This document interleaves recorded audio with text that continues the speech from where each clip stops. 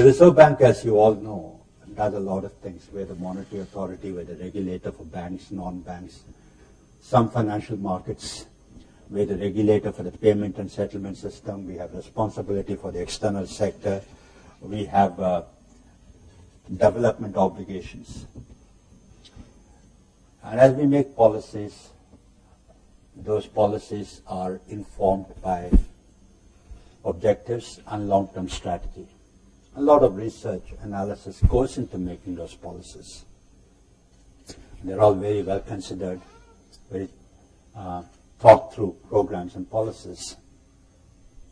But somehow I found that in my stint in the Reserve Bank over the last 4 years, as much as all these policies are made through a lot of analysis, research, etc. When I say mega trends, it is not as if they've deliberately been set off. Mega trends are not usually deliberate. They're not engineered. They're a consequence of other things that are happening in the society and in the economy. And usually, they're a consequence of some inexorable forces. And many of them, as you would notice as I speak, are quite interrelated. And I put together 10 mega trends. I'll go through them quickly. The first mega trend in our economy is that the terms of trade are shifting from industry and services sector to agriculture. Terms of trade in economics is defined as a ratio of export prices to import prices, but that's not important. You can understand this as the changing balance of incomes and welfare as between the agriculture sector, rural sector, and the urban modern sectors. What's caused this change in terms of trade in favor of the agriculture sector? If you look back to the period before the 91 reforms, that was a time when our industry and to some extent our services sector were protected from competition at home, protected from external competition. So they thrived in an environment where they had everything on a platter. The second factor that is engineered this shift in terms of trade is the affirmative policies of the government towards the agriculture sector. For example, the minimum support price, which has been going up. You would see that if you see how much it's been going up over the last 20 years. In recent years, it's been increasing quite rapidly because minimum support price is indexed to the cost of production. So as the costs go up, MSP goes up, leaving the farmers with the same margin or indeed even higher margins. Then the affirmative action programs of the government like the NREGP, all those wages which are being given to the labor who are seeking employment under NREGA, that's also raised rural incomes. So the shift in terms of trade in favor of agriculture is taking place first because of the economic liberalization, second because of the number and quality and quantum of affirmative action programs and policies of the government. The second mega trend is urbanization, which is actually somewhat of a flip side of this shift in terms of trade. If you look at development experience around the world, there is a strong correlation between the pace of urbanization and the rate of economic growth. It's not clear which way the causation runs. Perhaps it runs both ways. Increased urbanization drives economic growth, higher economic growth drives urbanization, but the fact is that there is a strong correlation. If you take countries today, high-income countries have about 70 to 80% urbanization. Middle-income countries, like Turkey, like Indonesia, East European countries, they have about 50% urbanization. Low-income countries have less than 30% urbanization. Take China. We can't but not talk about China whenever we talk about development experience. In the in the 15-year period between 1997 and 2011, for example, in 1997 they started with 32% urbanization, now it's over 50%. India, our urbanization has been slow, 26% in 1991 to 31% in 2011, just an increase of 5 percentage points. Why is urbanization important? Why is it a driver of economic growth? It is important and it is a driver of economic growth because productivity goes up. Actually, as I see, there are two important challenges for us to manage our urbanization. First is to manage the rate of urbanization so that it improves and moves people up the productivity ladder. The second is to manage the pressures of urbanization, the infrastructure required for that, the utilities required for that, to ensure that the slums and squatter settlements are minimized or if not eliminated. The third challenge, or third megatrend, excuse me, is the demographic dynamics of the country. All of us have studied, in our early careers, we've looked upon our population, our high population, as a problem. Over the last 5 years, we're seeing our population as an advantage, as a positive thing. I personally believe our high population is still a problem, but within that problem, we're seeing some silver lining, which is the demographic dividend that people talk about. What's the demographic dividend? The demographic dividend is that where populations of advanced economies, indeed some of the emerging economies are actually, advanced economies are falling, some of them are at least decelerating. Our population is still expanding. It is expected to expand for at least the next 15 to 20 years. And the dependency ratio, which is the number of children and old people as a ratio of total population, that's going down for us. Consequently, the working age population, which is in the age group of 15 to 64, that's going up.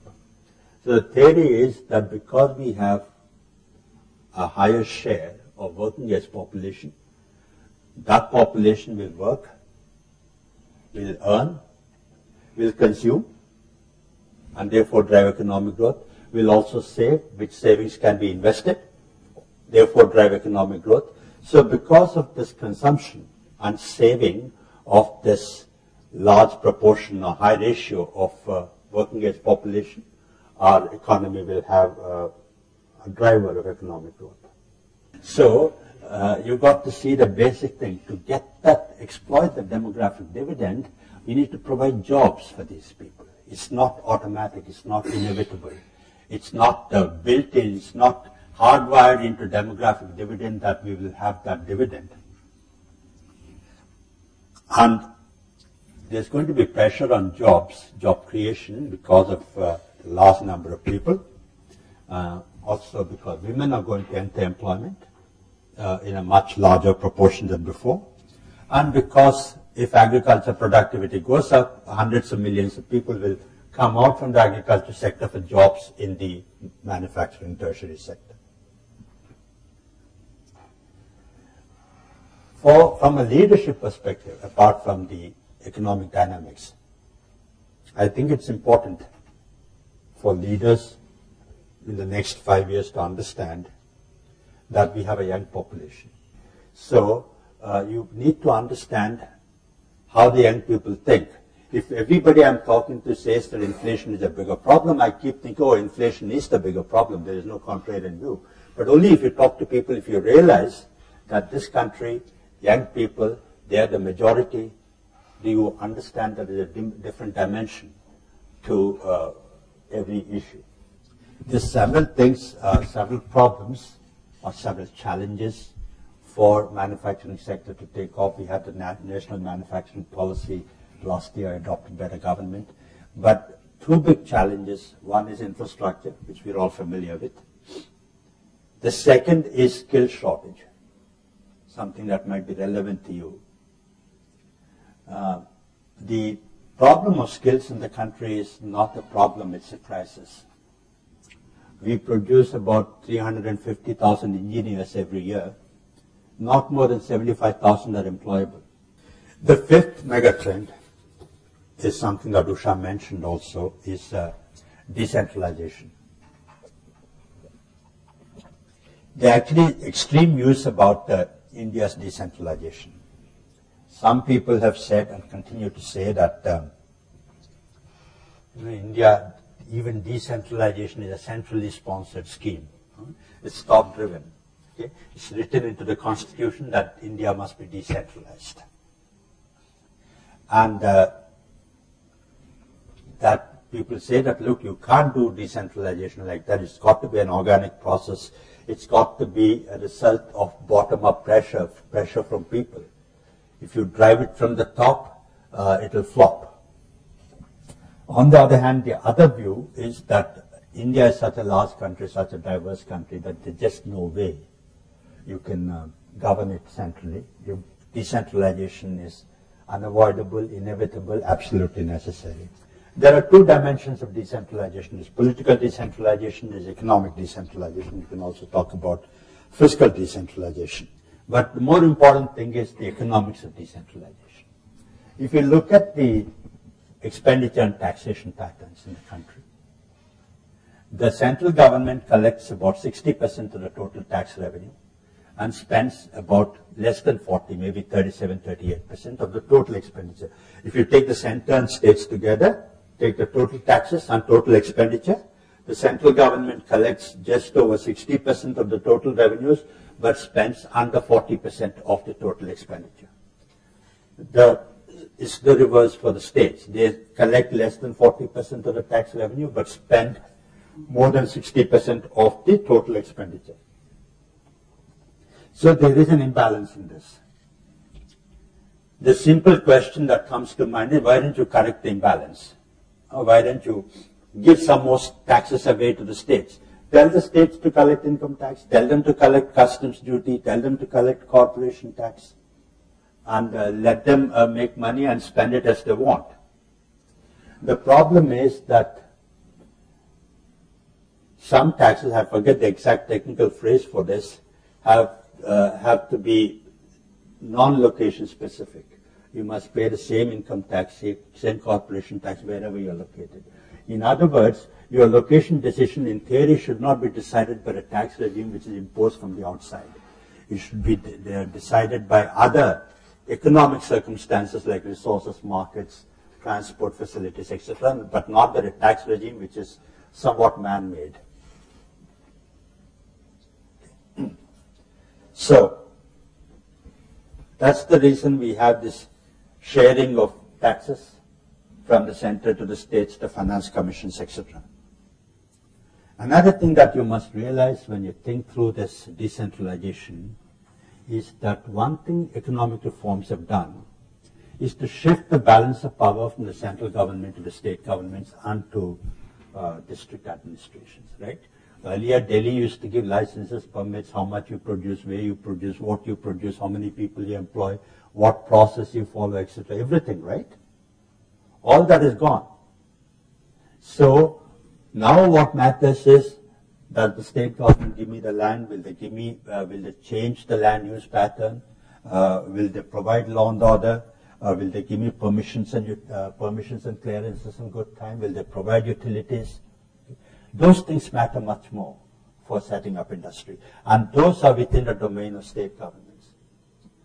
So the power has shifted, power of getting things done, I mean power in a positive sense, getting things done, getting economic activity going, has shifted from central to state governments. Sixth mega trend on my list is, we're going to see women's emancipation. Somewhat, it's a derogatory term to talk about women's emancipation in that sense.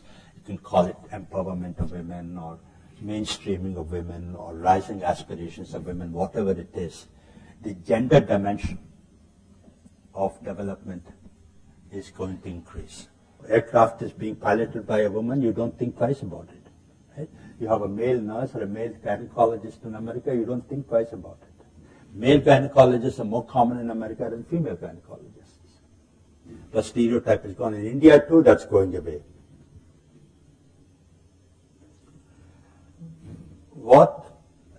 One thing that's happening in India is that this women empowerment is no longer a middle class movement. In India today, women's empowerment has touched the grassroots, all the self-help groups, microfinance institutions, all that we're seeing. When the 73rd and 74th amendments came in 1993, right? 1993, about 19 years ago, I was one of those who was skeptical about this. One of the amendments was reservation for women in panchayats. And we all said, oh, what is this? How can this be written into the constitution? These husbands, fathers, brothers will put up women at the front, they will rule from behind. Actually, that happened for some time. But today, that's not the case. Today, you have women panchayat presidents, women panchayat members, women Jilla Parishad chairmen. They're women leaders in their own right. They're not surrogates for their male family members. So, as women come into the mainstream and women take leadership, we're going to see different types of social and economic forces in the economy, and we have to understand them. The seventh mega trend is globalization, which all of us understand. India's integration into the world. Even now, if you look at a World Bank or IMF report, or any international report, one of the world's most closed economies, that's the way India is described. Perhaps it is. But compared to what it used to be, it's way, way, way open now. And the way we measure openness is the ratio of exports and imports as a proportion of GDP. If you look at that, that's doubled in the last 10 years. But if you take a bigger measure, which is two-way movement of goods and services and finance, which is both the current and capital account of the balance of payments, two-way movement, add them up, that has more than doubled, which shows India's integration into the world. So if you want to see India's globalization, there is one phase, which was 1991, pre-91 to post-1991. The second is between the Asian crisis of the late 90s and the global financial crisis 5 years ago. There was some surprise about why we should have been affected by the global financial crisis when we were not affected by the Asian crisis. The reason is very simple.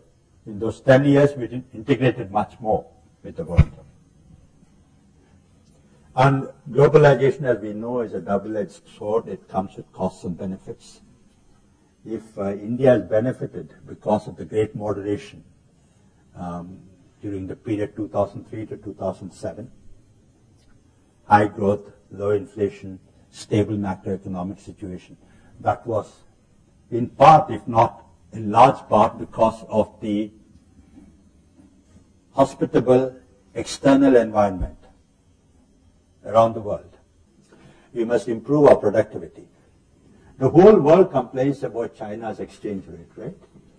That how they're maintaining their export competitiveness because of an artificially undervalued exchange rate. But you look at the rupee-yuan movement. Rupee is actually depreciated against the yuan.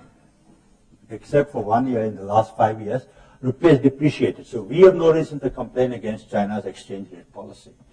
And the other thing I want to leave with you as I talk about globalization is this offshoring, that big thing that we saw, India's comparative advantage because of software skills, because of English, because of our knowledge levels. We can't become complacent about it. Even in manufacturing, we can't be complacent about it. Because, for two reasons. One, other countries are coming up today, the Philippines, Vietnam, Indonesia, China. Maybe Chinese are learning English very rapidly. In 5 years from now, they might emerge on the scene. Okay. Second, and more importantly, some of this offshoring is being reshored. You know, the new phrase for that is reshoring. Jobs are going back. They came to us because of our labor cost advantage. But unit labor costs in America, unit labor costs in Europe are falling. America also is going to get energy independence because of the shale gas. Once America becomes energy independent, they will shift in terms of energy intensive production. So the advantage of labor we have will diminish. But as we move forward, liberalization is going to happen with some re-regulation or some changed regulation. So the liberalization that we're going to see on the way forward is going to be slightly different from the liberalization that we saw before, because this liberalization is going to happen in an environment of re-regulation. That's something that you need to keep in mind. The ninth mega trend I want to talk about is governance reforms. We all have gone through 2 or 3 years of a lot of discontent in the country, a lot of agitation, both internally and in the public space, about corruption, about venality in the government, about crony capitalism, about callousness, etc. But as much as we are all agitated, we see the negative side of this, I think we must also see the positive side of this. In fact, the reason that it's happening is itself positive, right? The reason that there is so much agitation about corruption is itself a positive sign. It's not as if there was no corruption 50 years ago, 40 years ago, 30 years ago. It's not as if corruption has gone up. But it's that corruption is coming out in the open. One definitive thing is, whether you do anything about it or not, you can't keep anything hidden anymore. Your governments cannot hide, corporates cannot hide, public institutions cannot hide, banks cannot hide. If you do take a wrong decision to do some private deal with some loan, it's guaranteed to come out. We have not come to this stage that you're guaranteed to get caught and be penalized, but it's guaranteed to come out. You can't hide anything anymore. So all this we saw is a result of rising aspirations, growing awareness levels, watchdog politicians. For all this ill of politicians that we talk about, they're still performing a watchdog function, right? At every level, at panchayat level, at district level, at state level, at the national level. And this transparency. So governance reforms are going to be driven because of awareness, because of aspirations, because of politicians, because of our institutions, and because of transparency. But one thing we've got to be conscious of is that as economy gets liberalized, disparities across states, across regions might actually widen because economic activity goes to those states which are more inviting, which provide a better environment. And once they start off, they have a front runner advantage. So they might go off on a virtuous cycle. I'm not sure. Among classes of people, also, people say that at a time of rapid economic growth, disparities are bound to widen. Everybody goes up. Even poor people, their income levels go up. But incomes of the top brackets go up much more. Perhaps that will happen. But the short point is that it's important for all of us in leadership positions to try and understand the social and economic forces that are going to drive our society and our economy, because that's the context in which we will enter into leadership positions. When you look at our growth episode between 2003 and 2008, with remarkable growth acceleration of the Indian economy, there were many drivers for that growth. High savings rate, economic reforms, improved governance, growing entrepreneurism, improved productivity, higher capacity levels, whatever.